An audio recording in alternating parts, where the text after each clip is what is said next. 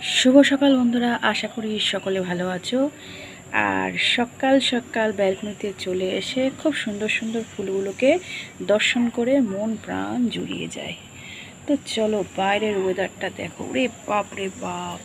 উঠেছি অনেকক্ষণ, 6টার দিকে, 6টা কি 6:30, আর এখন বাজে 7টা 20। কি রোদ, ঝকঝক ঝকঝক টকটকে রোদ। তো সুন্দর রোদময় ভাদ্র মাসের রোদ দিয়ে সকালবেলাটা স্টার্ট করলাম। সকালবেলার জামা কাপড় কাচার যে পার্টগুলো কিছুটা করে ফেলেছি, দেখতেই পাচ্ছ।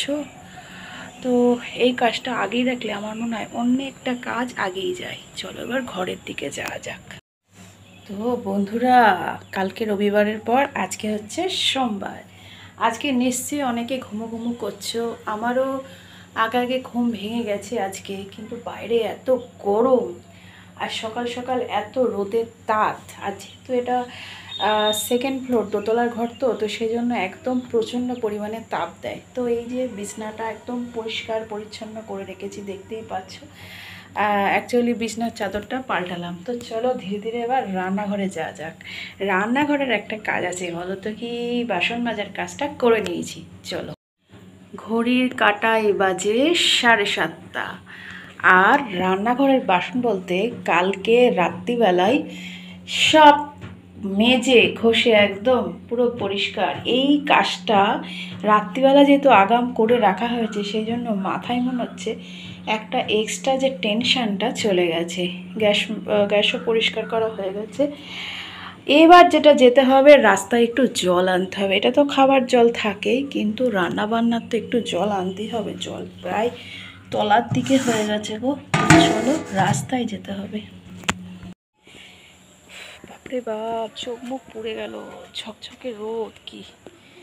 আর এই রাস্তা দিয়ে চলো এবার আস্তে আস্তে ধীরে ধীরে ঘরে যাব।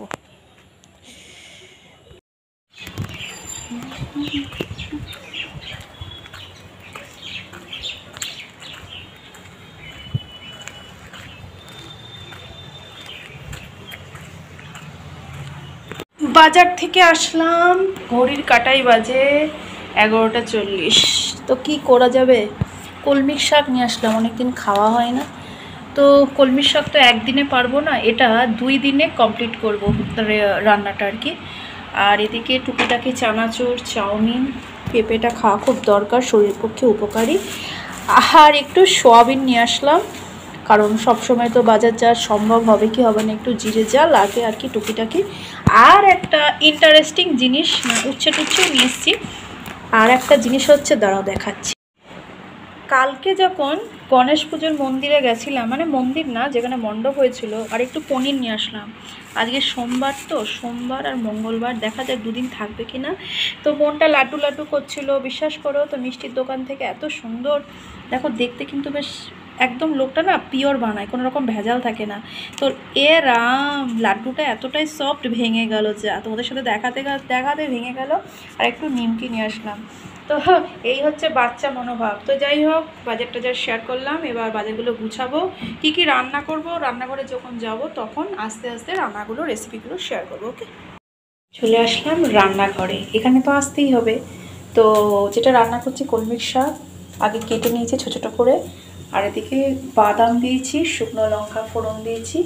তো একে একে ভাজাগুলো দিয়ে দেবো।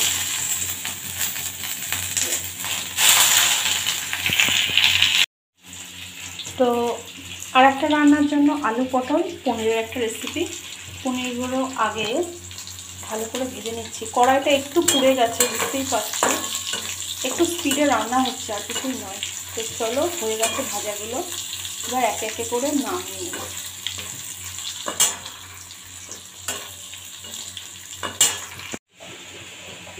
আজকে একটু দেরি হয়ে গেছে, তো ঝটপট রান্না হচ্ছে, ভাতটা ফুটছে। আর এদিকে আলু আর পটলটা জাস্ট তোমার শুকনো লঙ্কা আর জিরা ফোড়ন দিয়ে ভেজে, এর মধ্যে মশলা দিয়েছি বলতে একদম নিরামিষ মশলা, জিরে, আদা আর জাস্ট কাঁচা লঙ্কা। তো এটা কষানো হোক, এর মধ্যে তারপরে পনিরগুলো দেবো। এখন তো না, ফাইনালি দুপুরের লাঞ্চ রেডি। প্রথমে শাক ভাজা, বাদাম দিয়ে, যেটা বললাম, শাক বলতে হচ্ছে কলমির শাক, আর এটা হচ্ছে একদম নিরামিষ কাঁচা লঙ্কার তরকারি, আলু পটলের পনির, আলু পটল পনিরের একটা রেসিপি। আর এটা জাস্ট ভাজা, ভাত রেডি হয়ে গেছে। তো লাঞ্চ রেডি হয়ে গেছে, একটু লেট হয়ে গেল খেতে বন্ধুরা, চাপা দিয়ে দিই। আর বাইরের ঝকঝকে তকতকে, খুব সুন্দর রোদ। আর আজকে ভিডিওটা বেশি বড় করব না, একটু প্রবলেম হচ্ছে স্টোরেজে। তো ভিডিওটা এখানে শেষ করব। ভালো লাগলে অবশ্যই লাইক সাবস্ক্রাইব কমেন্ট করে পাশে থেকো। টাটা, নেক্সট ব্লগে দেখা হচ্ছে।